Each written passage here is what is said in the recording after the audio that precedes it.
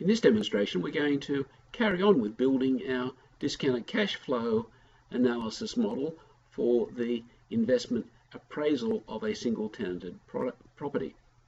We have started with the estimate of the operations for year one. What we have to do is forecast the operations cash flows for years 2 and following. We also have to estimate the sale cash flow and then bring those back to a net present value and internal rate of return. You can go to the PowerPoint presentation for a little bit more background and detail. It will basically take you through the background and theory issues that are behind this.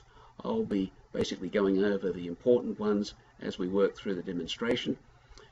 But it's up to you to go back and check out for what I left out from the PowerPoint presentation, rather than going in and out of the PowerPoint and then the Excel all the time.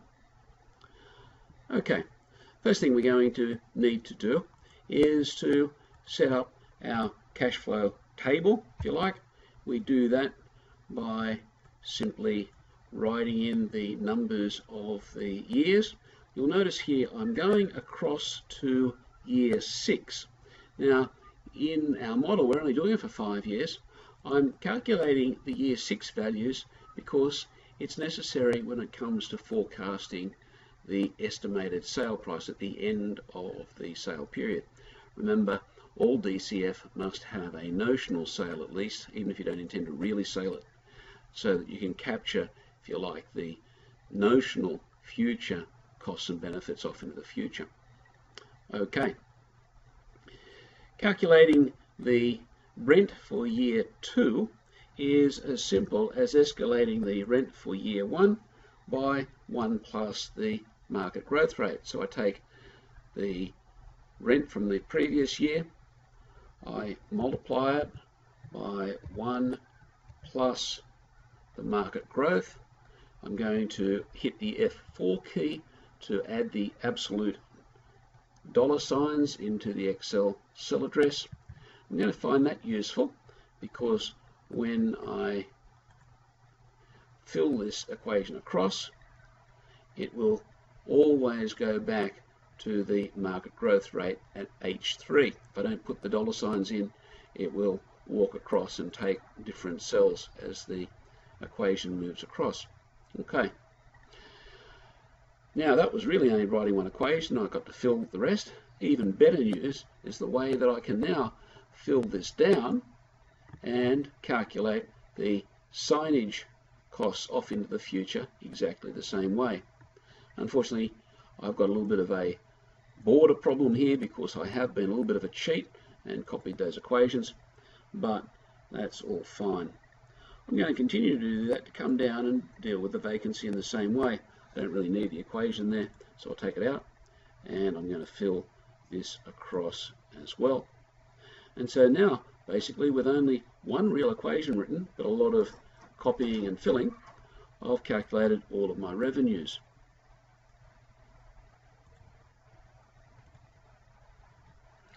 The same mathematics is used for the expenses.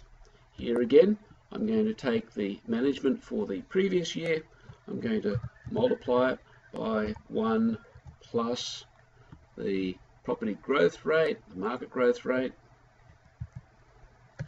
Now you'll notice that we've been talking about multiplying by 1 plus I to the n, and yet these equations don't have the n power in them. And the reason for that is that I'm not bothering to go to the year number and work them out all from the starting value. I'm simply working them out iteratively, one after the other, all based on the previous value. That actually works out to be necessary in this particular case because my starting values are the first year values, not the estimates of the exact starting point of the estimate period. Kind of a little bit of a technical problem, but basically because the first year's cash flows are not escalated, it sort of messes up the 1 plus I to the n. It really should be 1 plus I to the n minus 1, as in the power should be 1 less than the year number. That sounds a bit complicated and will probably fry some people's mathematical brains, so simply don't worry about it. You only have to apply this equation, which I'll describe as iterative, and it all works out very nicely. Now here I need to apply the absolute button. By not applying it, you'll notice that I get the wrong equation coming across. It doesn't escalate after year 1. Here I'll escalate it, and again I'm going to come down and simply fill down. And so my model now can take account of any number of expenses. Again, I've only written one equation. However, you'll notice that there is a yellow highlight here, and it's important that we notice what's going on. This is for the maintenance expense. The important thing about the maintenance expense is that it doesn't escalate at the property growth rate, because maintenance relates to labour costs, materials costs and so on, which tend to follow other escalation rates. We're going to use the CPI. If you want to be really precise, it probably should be the building price index, and it can even get more precise after that. But for our purposes, the idea of using a different escalator for the maintenance at least introduces you to the idea that escalations can be different. I could write out this equation right from start, but I like to tell people that I'm a very lazy person. I'm simply going to adjust this equation so that instead of bringing in the market growth rate, it's going to work on the CPI. And so that corrects the first one, and then I'll fill that across, and it's all done. Okay, here we've basically done 2 equations, or maybe 2.5 equations, and we've done the entire operations forecast. That is really easy.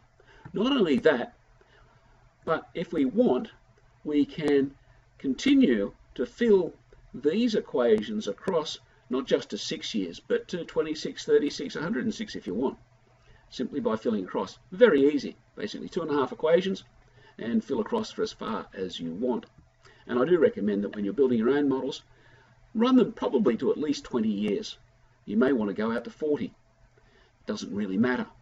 And we're going to show as we go along how we can make it so that you can control how much of your model might go for 100 years. You might decide to use 25. We can control that. That's going to be something we're going to come along when we get to estimating the end sale price and so on. We're getting ahead of ourselves. Okay, we need the total revenues. Well, I've already worked that out. It's simply a summation, and so I'm going to fill that across. That's all done. I've got my summations here for the total expenses and the earnings before interest and taxes, the EBIT, otherwise known as the net operating income, EBIT or NOI. We need interest, and for some reason the interest cost has disappeared.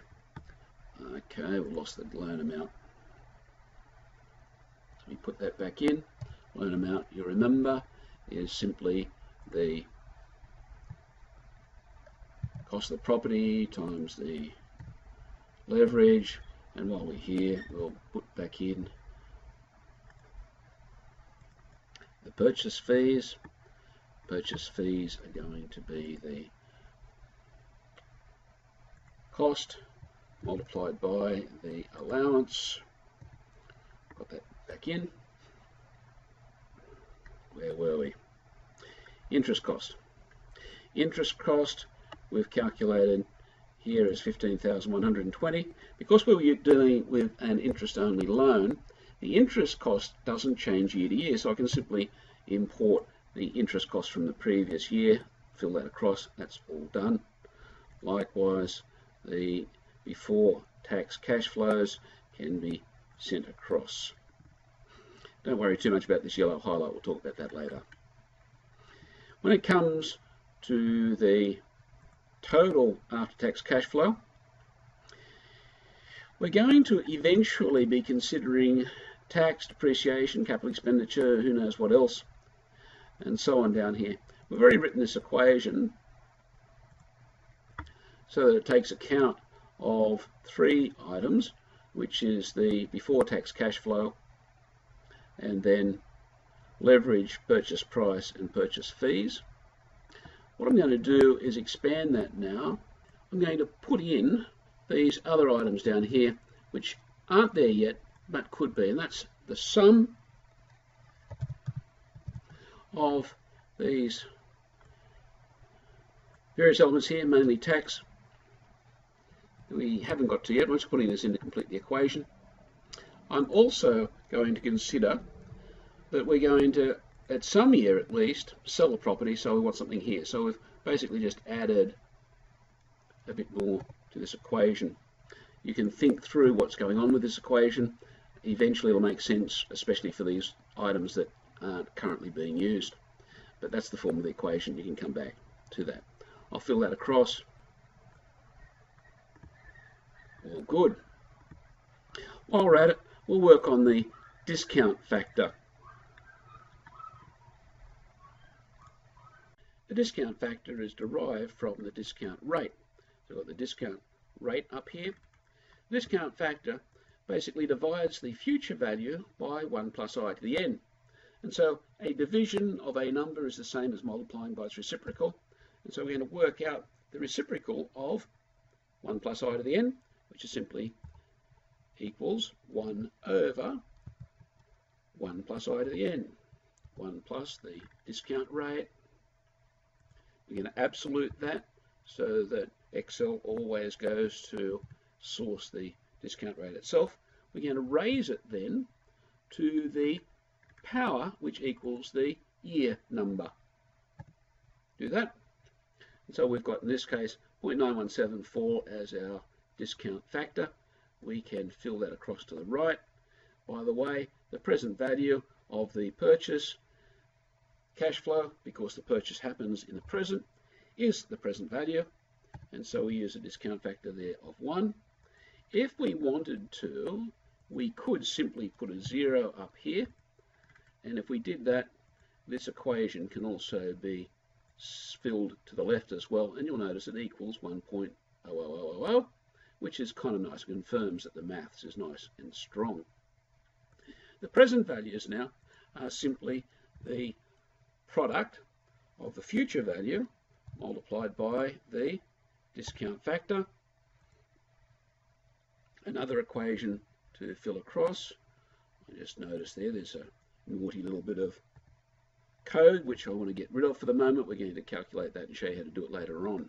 Okay, so that basically is the model all calculated out, and you can calculate this for as long as you like, not just 6 years. You can do it to 66 years and so on. And I recommend that you do it probably to at least 20, 25, maybe 40 if you want, especially if you're using the conditional functions that I'm going to be showing you as we roll along.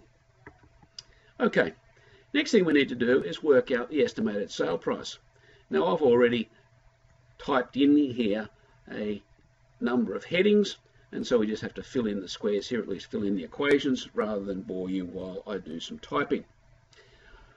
I'm going to capitalize the net operating income, which is also known as the EBIT, for the year following the year of income to get the value of the property at the end of the investment period. The last rent comes in on the last day of the 5th year. At that point I also sell it, and I assume that I also get all the cash from the sale. But I work out that forecast value because capitalization, while we normally don't think about it, it is the capitalization of the expecting coming rents. You can see that over here when we worked out the net yield at the beginning.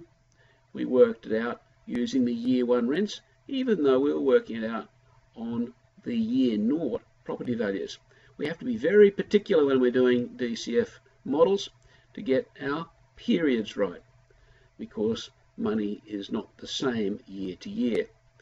And in this case, we have to be very careful. We're not using the year 0 rents, we're using the year 1 rents. And so when we come to work out the value in year 5, we have to use the year 6 rents. Okay, the initial yield I've already worked out. This is going to give us the net yield from my calculations from the previous exercise. That's my initial yield. That's saying that when I bought the property, it's returning 7.31. I now need to forecast the terminal yield. What's the yield going to be when I sell the property? It's not necessarily the same, and the reason for that is that as buildings age, especially if we're using a model which is running over decades. Old buildings tend to have higher cap rates because they require more maintenance, because they're getting closer to the point where someone's going to have to pull it down and spend a lot of money. And so the higher cap rate for a given rent means the building is worth less. We're not going to worry about changing or estimating the rise in the yield over this period, but we're putting them into separate values simply so that you can, if you want, adjust this a little bit, and I'd recommend perhaps adjusting it by 0.5% or maybe 1%.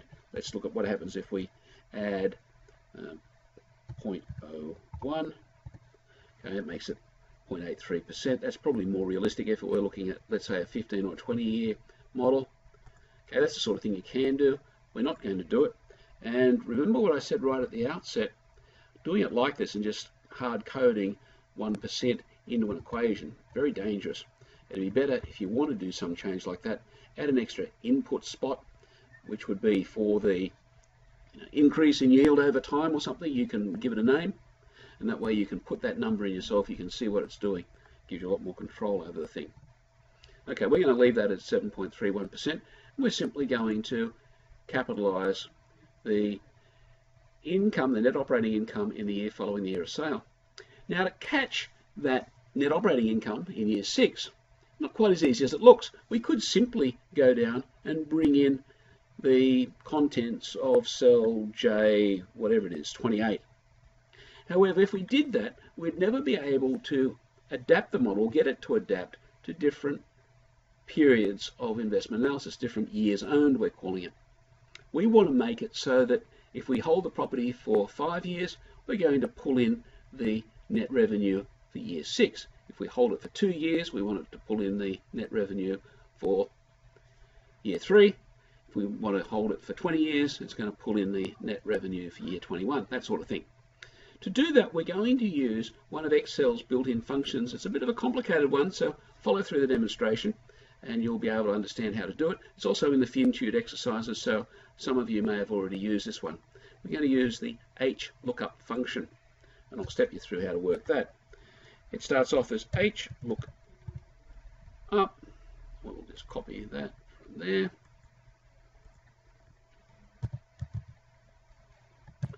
Open brackets. Now, the lookup function has a number of arguments, a number of input variables. The first one is the lookup value. Well, we're going to be using the years owned as our lookup value because we want to go to the column that relates to the 5th year, actually not the 5th year, but the 5th plus 1 year. So remember, we're taking the NOI from the year following a year of sales. Okay, that's the first part, D7 plus 1. Next, Excel is going to ask us, where is the table, the lookup table that we're going to be working with? Lookup table in this case is going to be in here. That's running from year 1 cell down to the NOI for year 6. If you're building your model for 20 years, you simply take this array out to the 21st year and so on, but it has basically the same form. So Excel is going to look in this area and it's going to run across until it finds the number in this top row, which is equal to the years owned plus 1. And then it's going to go down a number of rows to find or to return a particular value. It's going to go down, in this case, 15 rows to the 15th row down. You also go 6 is the top row where the year number is. Then we go 1, 2, 3, 4, 5, 6, 7, 8, 9, 10, 11, 12, and you find that 15 is where the EBIT is, and that's the end of the number here. That should give us the net revenue for the year following the year of income. We then can do the capitalized sale value, and that's simply equal to the net revenue in the year following the year of income, capitalized, in other words, divided by the terminal yield. So that gives us 314,515. I'm not going to bother with the grown purchase price. We're not actually going to use that. However, you can calculate that yourself using 1 plus I to the n on the purchase price. Before we go too much further, I'm going to work out the sales fees. Sales fees are fairly easy because we have a sales allowance of 3%, and so that's simply going to be 3% multiplied by the capitalised sale value. That gives us the sales fees. Now we're going to use the the estimated sale value and the sales fees in a couple of places. One for capital gains tax, not going to bother with that here, and then the other one to work out the final sales cash flow. And we simply import those values. We import 314,000. We import the sales fees. That gets us going. If we were working out taxation, we're working out the capital gains tax, we'd put a number in here. We don't need to worry about that now. We're going to repay our loan, and so again we just import a number which comes from the loan amount. Now we can work out the net sales cash flow. That's the number of dollars that we earn in revenue from selling the property, less the fees, less paying back the loan, and we'll also put in less the capital gains tax if it was there. And there we have the net sale cash flow. You'll notice this is quite different from the estimated sale price because it's the number of actual dollars that go into our pocket. The next thing we need to do is to place this net sale cash flow in the right location within the body of our model to be able to give it the cash flow at the right time. And so this is going to be happening at the end of the 5th year, at the end of the year of sale. We're going to use an if statement to achieve that, and I'll write that in, and hopefully we'll see it operating. Okay, the place we've selected in our model to input the net sale cash flow is the row 35 net sales cash flow. Come down here, we can see where it's got to go. Again, I could simply import it by putting equals and then the cell address there. And that's an easy way if you have trouble getting the if statement to work. The if statement consists of if open brackets followed by a logical test. Here the logical test is to see whether the years owned, which is the input parameter here, I'm going to absolute that so that I always catch it. We're going to say, is the years owned equal to the year in the column in the model that I'm in? Now Excel doesn't quite see it that way in terms of English expression, but mathematically that's what I'm doing. D7 is where the years owned is. I'm absoluting that so that it always goes to that point. And here I'm taking the relative address of I12, which is merely the year number in the column where the equation is sitting. Now if that is true, the if statement will return the value or the expression which is in the next part of the parameter. And so here this next part is going to be the net sales cash flow that I've calculated. Again, I'm going to absolute that so that it always goes to that spot regardless of where I put the equation. If it's not the year of sale, simply nothing goes in.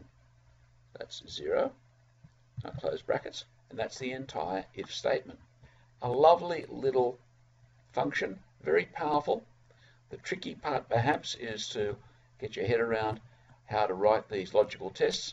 Logical test for our purposes is largely an equation with a little equal sign in. Is it equal or not? We can also have greater than or less than, and I might show you one of those as we go along. Okay, let's see how that works. And bingo, it has brought in the $89,079. Now I think I've written the equation in such a way that it can be filled across because we've been careful with our absoluting.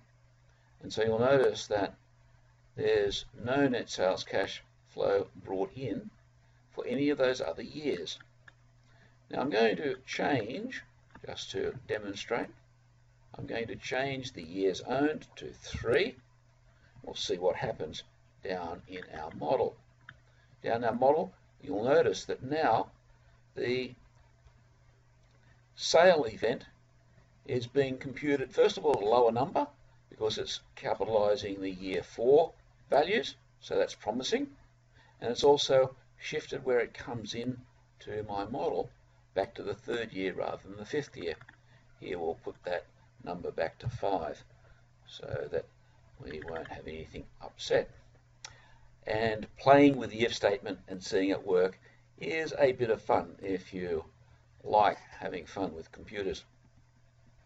Okay, we've basically got all our numbers now. We've got the purchase event, we've got the operations calculated and discounted, we've got the sale event, and so we've got all of our future values. We've discounted them down to all of the present values. All we need to do now is to sum all of those values, the present cost and the future values, and that gives us our NPV. Now, we can use the built-in sum function, which is very powerful, to simply sum all of those. I'm going to sum all of those, but there's actually one little bit of adjustment I need to do before I get the correct answer here, and I'll do that after we put the number in. Okay, so it looks like $25,596 for the NPV. That's fine. But just look over here. You'll notice that we have included the cash flow in year 6. But remember, we've sold the property in year 5, so we really shouldn't have that one. So what I need is some way of switching off this cash flow, which is happening in my model following the year of sale. How are we going to do that? Well, we can use our trusty if statements again. I can use the if statements in a number of places in the model to get the result that I want. Here, I'm going to apply it to the future values. I'm going to write an if statement which will take out the values when we're looking at a time after when I sell the property. How can we do that? Well, I'm going to come back up to the equation I've written, which is fairly long and complicated. I'm going to write an if statement kind of around it. So I'm going to start my equation now with if open brackets. Now the logical test is if the year I'm in, which is 6,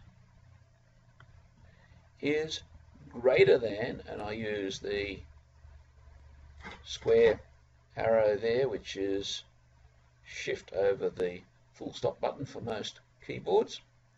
If the year I'm in is greater than the years owned, which is D7, I'll absolute that. Then I actually don't want anything, so I'm going to put a 0 in there. But if it's not greater than the years owned, then I'll use the equation that I've written before, and I can close brackets. Now, this if statement looks a lot more complicated. First of all, it's using an inequality as my logical test. It's putting the null result, the 0 result, kind of on the first option rather than the second one, which is a little bit different to before. And instead of having a simple value as the interesting part of the if statement, it's giving me this very long, ugly expression. Now, that's nothing wrong with that. And it just shows you that if you understand the various parts of it, it's really not that difficult at all. Especially this difficult part of the expression is really the equation that I previously had, but now it's just one tiny part of the if statement. Let's look at how that looks. We'll fill the equation across, and we'll just test how it works. So I'll fill across here. By the way, with filling these across back from year 1 up to year 6, I'm really only illustrating how it works. If you want to build your model and not stop at 6 but go out to 26 or 46 or 106, the fill that you do is to the right as well. Okay, so the if statement now is in our equations for each of the total after tax cash flows. Let's look at what happens when we change the number of years owned. Again, we'll change that down to 3. And before I hit return, I'll come back so we can see what's happening here. Hit return. And the zeros now, you'll notice that our sale is happening at the end of year 3, and years 4 and following now have zeros for their total after tax cash flows. Put that back to 5, and it's all happy. Okay. Hit return. Right. What that means is that when we come down here and do our sum for our NPV, what we're actually doing is catching only those cash flows that are inside the investment period.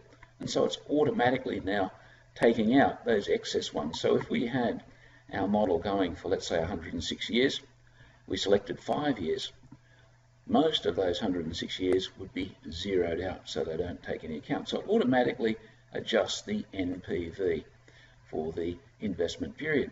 So you'll notice we started with 25,000, now we're down to 20,000, because we lost that 4,000 or 5,000 that was previously coming in from year 6. And so our NPV is working. Closely related to net present value is the annual equivalent net present value. That's simply the net present value divided by the years of ownership. And so I'll work that out. It's kind of the contribution to NPV per year that's happening. That's also useful to look at what happens, especially over longer models, as the investment period changes. There's a lot that can be done with that particular measure. The last metric that we use for DCF analysis is the internal rate of return. Now this has to be done using a built-in Excel function as the IRR function. That shouldn't be a surprise. What does puzzle some people or get them into a bit of strife is that the IRR function only needs a set of values. They have to be the future values. You don't use the present values when you're using the IRR. Very common student mistake. So what do? We select that array, which is all of the total after tax cash flows. They are the future values. The IRR is actually going to calculate the discount rate, which brings those back to a 0 NPV. And so in this case, the IRR is 16.72%. And we'll probably find that that changes as we change the number of years ownership. And so looking at how the NPV, the annual equivalent NPV, and the IRR change with the length of ownership is quite interesting. Not terribly exciting when we've only got a model which is 5 years long effectively. Remember here, while we're calculating year 6, we can't do our model over 6 years because we need the next year, the year n+1 to do a calculation. So this is a 5-year model as a maximum. But if you work it out over 20 years or something, and you've got all these conditional statements and the lookup functions and so on working, then you'll be able to see some interesting results with how IRR and NPV and so on perform over time. Well, that's the basic model. And that will be a very useful model to use to analyse any property. And so both for your personal property investment, also the professional use, this is really the engine room of what a discounted cash flow model for a property investment looks like. What you then do is add extra detail into the expenses and into the revenues. Perhaps we'll be looking at tax shortly, and so we'll be putting that sort of stuff in. But basically that's as hard as it gets. Obviously, if you're doing a multi-tenant building, let's say a shopping centre or an office tower or something, your revenues might be extraordinarily complex, and you'll have to find ways of modelling in some of the curious complications that you find in leases. Most of that can be done with if statements and lookup functions and so on to get things like lease renewals and periodic estimates of where you're going to have vacancy occur and so on. But this is really the DCF stuff. This is the basic model. The rest of it is just trimmings. I hope you enjoy the model. It's a good idea to play with it, look at what happens when the variables change and so on. Build your own model, build it out as far as you want, and then experiment with it and play. Get to know it, get to see what happens as the numbers change, because that will really make a difference when you're applying it because it's easy to make a fool of yourself by applying these things naively. It's good to get as good an idea as you can of just how the investment works, and this is an extraordinarily powerful research tool.